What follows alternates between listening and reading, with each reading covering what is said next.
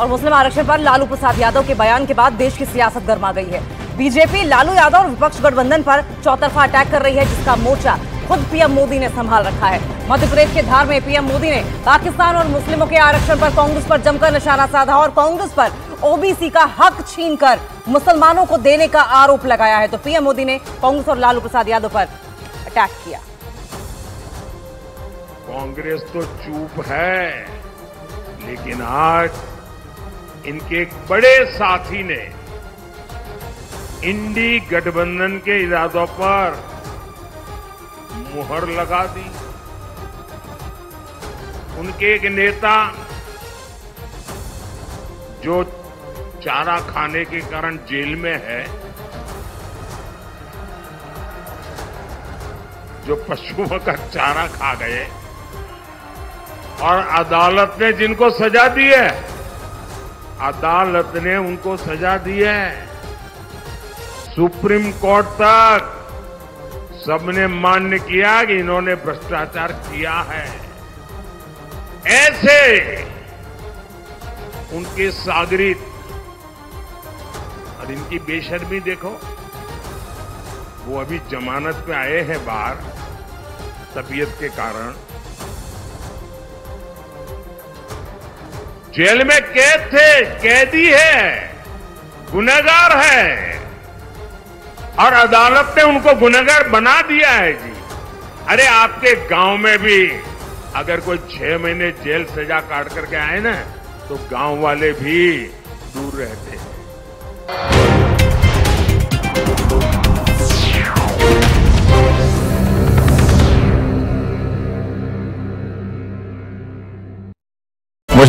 पश्चिम बंगाल में तीसरे चरण के चुनाव के दौरान 2 सीटों से ऐसी तस्वीरें सामने आई जिनमें उम्मीदवारों के सामने ही जमकर बवाल हो गया। वहां तीसरे चरण में 4 सीटों पर मतदान हुआ। उनमें जंगीपुरा लोकसभा सीट पर वोटिंग के दौरान बीजेपी के उम्मीदवार धनंजय घोष खुद एक टीएमसी कार्यकर्ता से भिड़ गए, जबकि मुर्शिदाबाद लोकसभा सीट के एक वोटिंग बूथ पर लेफ्ट उम्मीदवार मोहम्मद सलीम के सामने टीएमसी समर्थकों ने हंगामा कर दिया।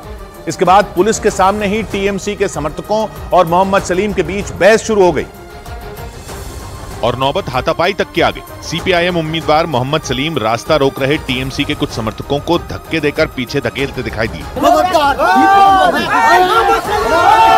इसके बाद मामला और ज्यादा बढ़ गया। वहां पर टीएमसी के कुछ और समर्थक इकट्ठा हो गए। सभी ने मोहम्मद सलीम के खिलाफ नारेबाजी शुरू कर दी। अपने खिलाफ हो रही नारेबाजी के बीच मोहम्मद सलीम तेजी से उस पोलिंग बूथ की तरफ बढ़ते दिखाई दिए जहां टीएमसी समर्थकों की गुंडागर्दी की सूचना उन्हें मिली थी। लोगों को डराया जाता है, धमकाया जाता है और सबसे अजीब बात है कि पुलिस अफसर खुद करते हैं। पोलिंग बूथ पर पहुंचने के बाद मोहम्मद सलीम ने पुलिस वालों से टीएमसी समर्थकों के खिलाफ शिकायत की। इसके बाद उस पोलिंग बूथ के आसपास भारी संख्या में केंद्रीय सुरक्षा बल के जवान और पुलिस वाले तैनात कर दिए गए। लेकिन इसी बीच वहां की जंगीपुरा लोकसभा सीट पर बीजेपी के उम्मीदवार और टीएमसी के एक कार्यकर्ता के बीच हुई भिड़ंत की तस्वीरें भी सामने आई। उन दोनों ने एक दूसरे पर वोट देने पहुंचे लोगों को धमकाने का आरोप लगाया। ये बवाल तब हुआ जब जंगीपुर लोकसभा सीट से बीजेपी के प्रत्याशी धनंजय घोष एक मतदान केंद्र पर पहुंचे, लेकिन वहां से निकलने के दौरान ही उनकी टीएमसी के उस कार्यकर्ता से बहस हो गई और देखते ही देखते मामला हाथापाई तक पहुंच गया।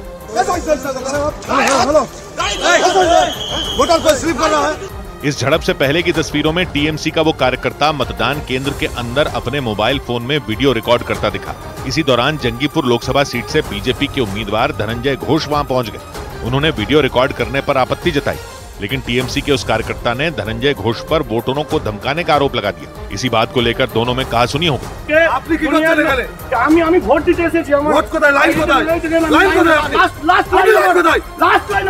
धनंजय घोष ने पहले सुरक्षा कर्मियों से शिकायत की, लेकिन इसी बीच गुस्से में उन्होंने टीएमसी के उस कार्यकर्ता को धकेल दिया, जिसकी वजह से वहां हंगामा हो गया।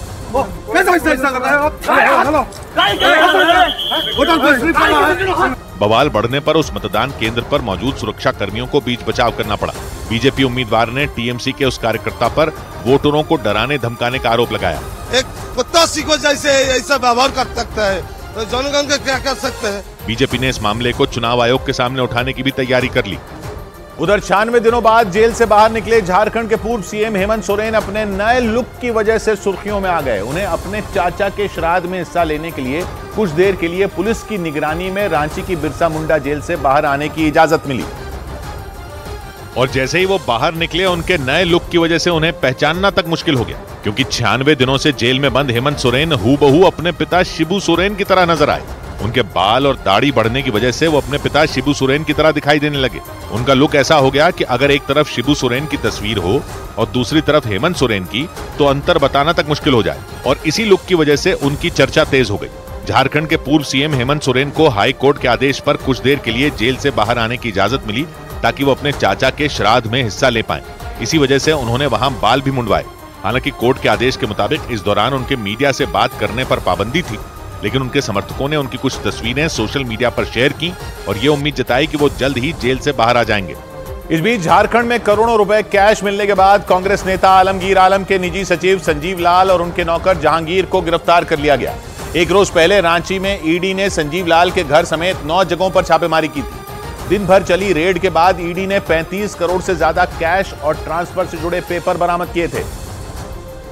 लेकिन छापेमारी में मिले नोटों के अंबार को देखकर ईडी के अफसर भी दंग रह गए थे, क्योंकि रेड के दौरान संजीव लाल के नौकर जहांगीर के घर के एक कमरे के कोने कोने से नोटों के बंडल निकलने लगे थे। ईडी के अफसरों ने कई घंटों की मशक्कत करके उस कमरे के कोने कोने को खंगाला और 500 के नोटों के बंडलों को इकट्ठा किया। इसके बाद तो उस कमरे में रखे पलंग पर नोटों का पहाड़ बन गया। जहांगीर के कमरे में छिपाकर रखे गए झोलों, सूटकेस और छोटे छोटे पैकेटों से 500 के नोटों की गड्डियां निकाली गई। नोटों की गिनती के लिए ईडी के अधिकारियों को नोट गिनने वाली मशीन मंगवानी पड़ी, क्योंकि छापेमारी में मिले नोटों के पहाड़ को गिनना ईडी के अफसरों के बस के बाहर था। ईडी के सूत्रों के मुताबिक संजीव लाल और जहांगीर से देर रात ही ईडी के अफसरों ने पूछताछ शुरू कर दी थी और कई घंटों की पूछताछ के बाद ईडी ने दोनों को गिरफ्तार कर लिया। ईडी ने दोनों को कोर्ट में पेश किया, जहां सुनवाई के बाद उन्हें 6 दिन की रिमांड पर भेज दिया गया। ईडी ने संजीव लाल और जहांगीर से और ज्यादा पूछताछ के लिए कोर्ट से 10 दिन की रिमांड मांगी थी। लेकिन कांग्रेस नेता आलमगीर आलम के निजी सचिव और उनके नौकर के ठिकाने से मिले कैश की खबर ने पूरे देश में हड़कंप मचा दिया। ईडी सूत्रों के मुताबिक संजीव लाल और जहांगीर छापेमारी की इस कहानी के वो किरदार हैं जिनके पीछे ईडी के अफसर बीते 1 साल से पड़े हुए थे। और मौका मिलते ही नोटों के अंबार के साथ दोनों को ईडी ने दबोच लिया। ईडी के सूत्रों के मुताबिक रेड में शामिल अफसरों ने रांची में जब संजीव लाल के सरकारी आवास पर छापेमारी की थी, तो वहां उनका नौकर जहांगीर नहीं मिला। सूत्रों के मुताबिक जांच एजेंसी को वहां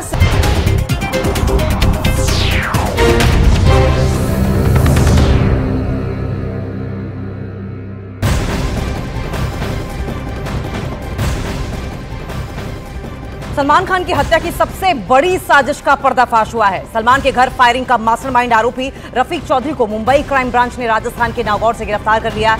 आरोपी रफीक से पूछताछ में सलमान खान की हत्या की साजिश का पर्दाफाश हुआ है। सलमान की साजिश पर देखिए न्यूज़ 18 इंडिया की एक्सक्लूसिव रिपोर्ट।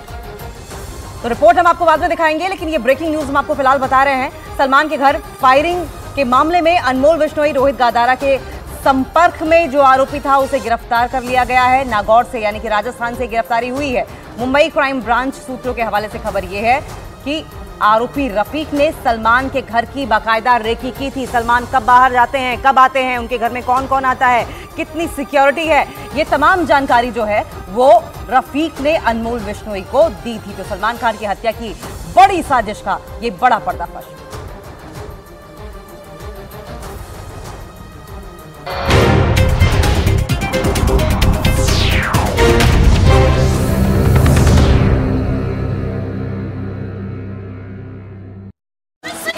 पश्चिम बंगाल में तीसरे चरण के चुनाव के दौरान 2 सीटों से ऐसी तस्वीरें सामने आई जिनमें उम्मीदवारों के सामने ही जमकर बवाल हो गया। वहां तीसरे चरण में 4 सीटों पर मतदान हुआ। उनमें जंगीपुरा लोकसभा सीट पर वोटिंग के दौरान बीजेपी के उम्मीदवार धनंजय घोष खुद एक टीएमसी कार्यकर्ता से भिड़ गए, जबकि मुर्शिदाबाद लोकसभा सीट के एक वोटिंग बूथ पर लेफ्ट उम्मीदवार मोहम्मद सलीम के सामने टीएमसी समर्थकों ने हंगामा कर दिया। इसके बाद पुलिस के सामने ही टीएमसी के समर्थकों और मोहम्मद सलीम के बीच बहस शुरू हो गई और नौबत हाथापाई तक की आ गई। सीपीआईएम उम्मीदवार मोहम्मद सलीम रास्ता रोक रहे टीएमसी के कुछ समर्थकों को धक्के देकर पीछे धकेलते दिखाई दिए। इसके बाद मामला और ज्यादा बढ़ गया। वहां पर टीएमसी के कुछ और समर्थक इकट्ठा हो गए। सभी ने मोहम्मद सलीम के खिलाफ नारेबाजी शुरू कर दी।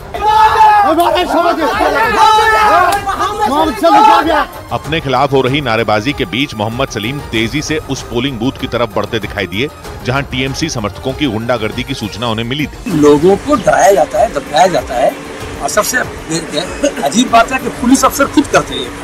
पोलिंग बूथ पर पहुंचने के बाद मोहम्मद सलीम ने पुलिस वालों से टीएमसी समर्थकों के खिलाफ शिकायत की। इसके बाद उस पोलिंग बूथ के आसपास भारी संख्या में केंद्रीय सुरक्षा बल के जवान और पुलिस वाले तैनात कर दिए गए।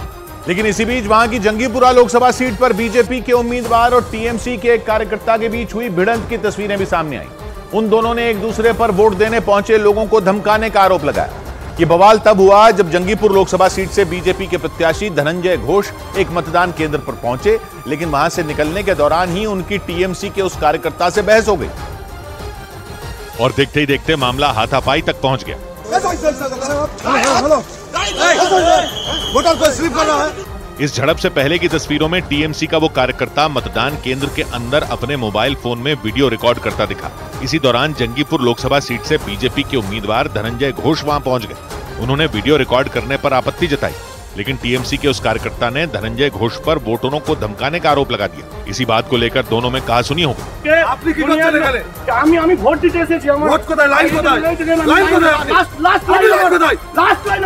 धनंजय घोष ने पहले सुरक्षा कर्मियों से शिकायत की, लेकिन इसी बीच गुस्से में उन्होंने टीएमसी के उस कार्यकर्ता को धकेल दिया, जिसकी वजह से वहां हंगामा हो गया।